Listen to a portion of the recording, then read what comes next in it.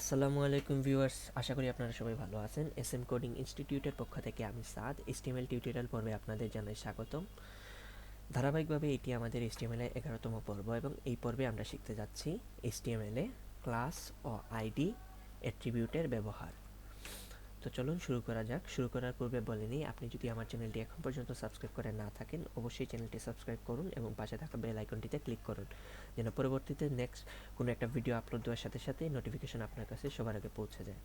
আর আপনি যদি অলরেডি আমার চ্যানেলটি সাবস্ক্রাইব করে থাকেন তাহলে আপনাকে অসংখ্য অসংখ্য ধন্যবাদ।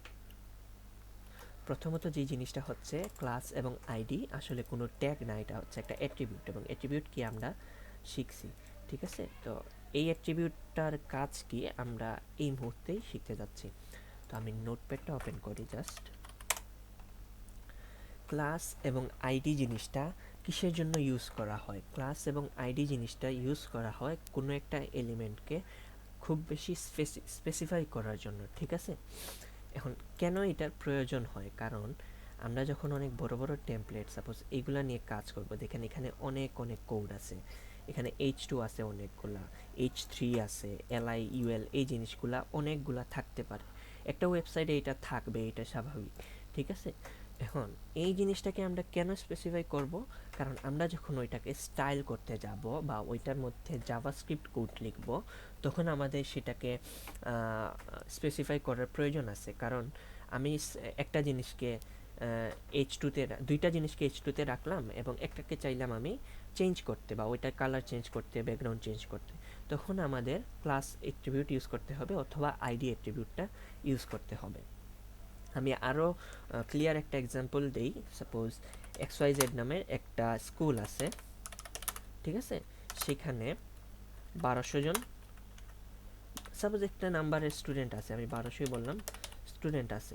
ঠিক আছে, এখন একটা স্কুলে 1200 জন স্টুডেন্ট আছে। এখন ওই স্কুলের অধ্যক্ষ বা প্রিন্সিপাল স্যার প্রথমে, আপনি সাপোজ ওই স্কুলেরই একজন স্টুডেন্ট, প্রথমে আপনাকে কিভাবে চিনবে যে সে হচ্ছে এই স্কুলের একজন স্টুডেন্ট।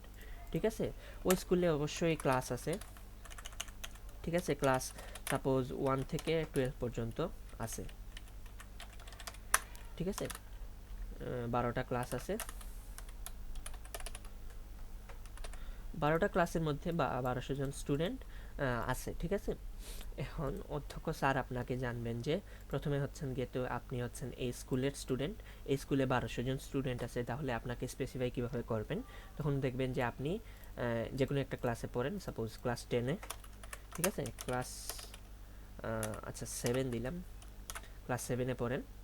ঠিক আছে, এখন একটা জিনিস হচ্ছে যে ক্লাস 7-এ তো আপনি একা না, ক্লাস 7-এ আরও আছে সাপোজ 100 জন। ঠিক আছে, আরও 100 জন স্টুডেন্ট আছে। এখন দেখেন আপনি কিন্তু জাস্ট কোন ক্লাসে পড়েন সেটা বলে দেওয়ার সাথে সাথে আপনার সংখ্যাটা হয়ে যাচ্ছে 1200 থেকে 100। অর্থাৎ আপনাকে প্রথমে পাওয়া গেছে 1200 জন স্টুডেন্টের মধ্যে, তারপর পাওয়া যাবে 100 জন স্টুডেন্টের মধ্যে। ঠিক আছে, এখন এরপরে আপনাকে কিভাবে এই 100 জন থেকে যে আপনি একজন, সেটা কিভাবে বের করবেন? সাপোজ আপনার নাম হচ্ছে তামিম। ঠিক আছে, এটা হচ্ছে আপনার নাম। এখন এই 100 জনের মধ্যে যে একজন তামিম আছে, এটার তো কোনো গ্যারান্টি নাই, অনেকজনই তো থাকতে পারে। ঠিক আছে, তখন কিভাবে স্পেসিফাই করা হয়? আপনাকে, আপনার একটা রুল নাম্বার থাকে। ঠিক আছে, তার হয়তো সেকশন টেকশন এগুলো আলাদা থাকে, আমি ওইটাই যাচ্ছি না। একটা রুল নাম্বার থাকে, এই জিনিসপত্রগুলো থাকে, তার থেকে বড় কথা আপনার একটা আইডি কার্ড থাকে। থাকে কি না? অবশ্যই থাকার কথা। তো ওই আইডি কার্ডের মধ্যে আপনি কোন ক্লাসে পড়েন, আপনার রুল নাম্বার কত, আপনার নাম কি, ফাদার মাদার, সব ইনফরমেশন আপনার দেওয়া থাকে। ঠিক আছে, তো কেউ যখন বাইরে থেকে কোনো ভিজিটর আসলে আপনাকে কিভাবে স্পেসিফাই করবে? আইডি কার্ড যদি সে পেয়ে যায় তাহলে খুব ভালো করেই সে আপনাকে চিনতে পারবে। ঠিক আছে, যে আপনি এই স্কুলের স্টুডেন্ট, আপনি এই ক্লাসে পড়েন, আপনার নাম কি, আপনার রুল এইটা। ঠিক আছে, তো এই সেম এই ক্লাস এবং আইডিটা আমরা HTML-এও ইউজ করব জিনিসগুলোকে স্পেসিফাই করার জন্য। ঠিক আছে, তো ক্লাস এন্ড আইডি টিউটোরিয়াল। ঠিক আছে, তো এটা আমরা আনলাম। এখন কেন আমরা ইউজ করব ক্লাস এবং আইডি আমি এটাও বলছি, আর এটা যে একটা অ্যাট্রিবিউট আমি এটাও বলছি সাপোজ। আর এটা হচ্ছে গিয়ে একটা গ্লোবাল অ্যাট্রিবিউট, ঠিক আছে, অর্থাৎ যে কোনো HTML এলিমেন্টে এইগুলা ইউজ করা যায়, ঠিক আছে। তো সাপোজ আমি এখানে H1 নিলাম, একটা আরেকটা নিলাম, ঠিক আছে, H1 দুইটা নিলাম, এখানে লিখলাম হ্যালো এভরিওয়ান, ঠিক আছে। আর নেক্সটটাতে লিখলাম হাই এভরিওয়ান, জাস্ট মনে আসতেছে না, এটাই লিখলাম, ঠিক আছে।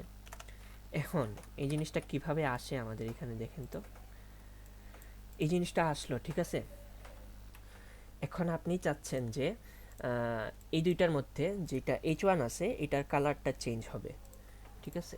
আচ্ছা, দুইটাই তো H1, হ্যাঁ, দুইটার মধ্যে আপনি চাচ্ছেন প্রথমটাতে কালার চেঞ্জ করতে বা কোনো একটা জিনিস অ্যাপ্লাই করতে, আচ্ছা সরি, ঠিক আছে, বা স্টাইল করতে, ঠিক আছে। এখন জিনিস হচ্ছে গিয়ে আপনি স্টাইল করলেন সিএসএস, এটা সিএসএস এর পার্ট আপনাদের বুঝতে হবে না। আপনি H1কে বললেন যে তোমার মধ্যে যাই থাকবে তার কালার হবে রেড, ঠিক আছে। দেখেন এখন সে সবগুলাই রেড হয়েছে, বাট আপনি চাচ্ছেন যে শুধু এই হ্যালো এভরিওয়ানটা রেড করতে বা সেটার মধ্যে সিএসএস অ্যাপ্লাই করতে। তখন কি করবেন, সেখানে যদি একটা ক্লাস ইউজ করেন, যেহেতু একটা অ্যাট্রিবিউট, ক্লাস লিখলেন, ঠিক আছে, তারপর ইকুয়াল দিবেন, কোটেশন দিবেন। এখন এই জায়গার মধ্যে ভ্যালু কি, ভ্যালু বলতে যাই দিবেন সেটা হচ্ছে তার ক্লাসে নাম বোঝাবে, ঠিক আছে। এখানে যেরকম ক্লাস 1 2 3 1 থেকে 12 পর্যন্ত আছে, এখানেও আপনি ইউজ করতে পারবেন। এখন আপনি যে কোনো নাম ইউজ করেন, সাপোজ একটা ক্লাসের নাম, স্পেস দেওয়া যাবে না, ক্লাসের নাম। একটা জিনিস হচ্ছে যে ক্লাসে নামে কোনো স্পেস দেওয়া যাবে না। আপনি আপার কেসে লেখেন বা লোয়ার কেসে লেখেন, এটা কোনো প্রবলেম না, বাট আপনি যদি স্পেস দিয়ে দেন তাহলে কিন্তু সেটা কাজ করবে না, ঠিক আছে। হাইফেন ইউজ করতে পারবেন, আন্ডারস্কোর ইউজ করতে পারবেন, বাট স্পেস ইউজ করতে পারবেন না, এটা হচ্ছে রুলস, ঠিক আছে। তো আপনি চাচ্ছেন হ্যালো এভরিওয়ান এই জিনিসটাকে রেড করতে, তো আমি এখানে জাস্ট সিএসএসটা লিখলাম, এটা বোঝার কোনো প্রয়োজন নেই। তো এখন দেখেন আমি এই নামে যে ক্লাসটা আছে তাকে বলে দিছি তোমার কালার রেড হয়ে যাবে, ঠিক আছে। এখন দেখবেন যেই যেই এলিমেন্টের মধ্যে এই নামের এই নামের ক্লাস থাকবে সে লাল হয়ে যাবে, দেখেন সে লাল হয়েছে কিন্তু সে কালোই রয়ে গেছে, ঠিক আছে। তো এটা কেন, কারণ হচ্ছে গিয়ে আমরা ক্লাস ইউজ করছি এবং ক্লাসের একটা জিনিস ব্যবহার করছি, সিএসএস এ ব্যবহার করছি আমরা। এখন এই জায়গায় যদি আমরা সেম ক্লাসটা ইউজ করি, ঠিক আছে, একটা ক্লাসের নাম, একটা ক্লাসের নাম, এটা সেভ দেই। এখন দেখেন এটাও রেড হয়ে গেছে, ঠিক আছে, এটাও রেড হয়ে গেছে। সো এটা দেখেন আমাদের যখন, আচ্ছা এটা আমি বাদ দিই, আমাদের যখন এক টেমপ্লেটের মধ্যে অনেকগুলো H1 থাকবে, তখন কোনো একটা জিনিসকে যদি স্পেসিফাই করে আমাদের চেঞ্জ করতে হয়, তাহলে আমরা সেটাকে ক্লাস এবং ক্লাস এবং আইডি দিয়ে স্পেসিফাই করব এবং সেই ক্লাস এবং আইডিটাকে স্টাইল করব। এখন আপনার প্রশ্ন আসতে পারে যে আমি যে স্টাইল অ্যাট্রিবিউটটা ইউজ করছি সেটা ইউজ করলেও তো প্রতিটা এক একটা এলিমেন্ট আমি স্টাইল করতে পারি। হ্যাঁ, এটা পারি, বাট আমরা এটা করব না, কারণ স্টাইল আমাদের অনেক অনেক প্রয়োজন হবে। এখন এতগুলা স্টাইল আপনি কিভাবে লিখবেন, ঠিক আছে, অনেক স্টাইল ইউজ করতে হবে, এই জিনিসগুলা অনেক ইউজ করতে হবে। তখন আপনি কি করবেন, তখন তো এই ইনলাইনে করতে গেলে কোডটা অনেক কমপ্লিকেটেড হয়ে যাবে বা আপনার নিজের বোঝার জন্য কঠিন হয়ে যাবে।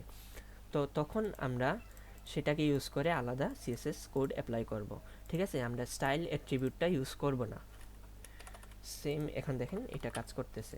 এখন এই জায়গার মধ্যে যদি আমি আইডি দিই, সাপোজ ক্লাস না দিয়ে আইডি দিলাম, আর এখানে দিলাম একটা আইডির আইডির নাম, ঠিক আছে। এখন আইডি কি এটা আরও বেশি স্পেসিফাই করবে, ঠিক আছে। এখন আপনি H1 দিছেন, এটাকে আরও বেশি স্পেসিফাই করবে, যেহেতু এখানে অনেক বেশি কোড নাই, ঠিক আছে, তাই এখানে ডিফারেন্সটা বোঝানো কঠিন, বাট আপনারা এরকম ইউজ করবেন যখন আমরা ইন ফিউচার কাজ করব, তখন সেটা আরও ভালো করে বুঝতে পারবেন। এখন এটাকে একটু চেঞ্জ করতে হবে, জাস্ট ঠিক আছে? এই জিনিসগুলো আমি বলতেছি বারবার, এখন বোঝার প্রয়োজন নেই, সিএসএস এ গিয়ে আমি বোঝাবো। তো এখন দেখেন এই আইডিতে আমি একটা জিনিস স্টাইল করে রাখছি, অর্থাৎ সিএসএস লিখছি। এখন এইটার মধ্যে যেই যেই জিনিস পাবে, অর্থাৎ এই আইডির যেই যেই এলিমেন্টের মধ্যে থাকবে সে লাল হয়ে যাবে, ঠিক আছে? আচ্ছা, আমি লালটা চেঞ্জ করে এখন গ্রিন করি, ঠিক আছে? এখন দেখবেন এই হ্যালো এভরিওয়ানের মধ্যে, এই এলিমেন্টের মধ্যে, এই এইচটিএমএল এলিমেন্টের মধ্যে আমি আইডিটা ইউজ করছি, তাই সে গ্রিন হয়ে গেছে। সেম আপনি যদি এই জিনিসটা এখানে ইউজ করেন, এই জায়গার মধ্যে, তাহলেও সেও গ্রিন হয়ে যাবে, ঠিক আছে? একটু ইন্সপেক্ট করেন, দেখেন সে আইডিটা পাচ্ছে, ঠিক আছে? আইডিগুলো সে পাচ্ছে। তো আশা করি বুঝতে পারছেন ক্লাস এবং আইডি কিভাবে ইউজ করতে হয়, কিভাবে লিখতে হয় এবং কিসের জন্য লিখতে হয়। আমরা যখন অনেক বড় বড় টেমপ্লেট নিয়ে কাজ করব, তখন আমরা এই জিনিসটা বুঝতে পারবো, বা অথবা যখন আমরা জাভাস্ক্রিপ্ট নিয়ে কাজ করব, পিএইচপি, এই জিনিসগুলো নিয়ে কাজ করব প্রোগ্রামিংয়ে, তখন আমাদের এই জিনিসটা অনেক বেশি কাজে আসবে। সো এই জিনিসটা জাস্ট মাথায় রাখবেন এবং প্র্যাকটিস করে দেখবেন যে আপনারা আইডি এবং ক্লাস বুঝাইতে পারছেন কি না। যদি না পারেন, দেখেন এখানে ইন্সপেক্ট করে দেখেন আমি আমার যেরকম আসতেছে আপনাদের কি সেমভাবে আসতেছে কি না, ঠিক আছে? সো ভালো থাকেন, দেখা হচ্ছে নেক্সট ভিডিওতে। আল্লাহ হাফেজ।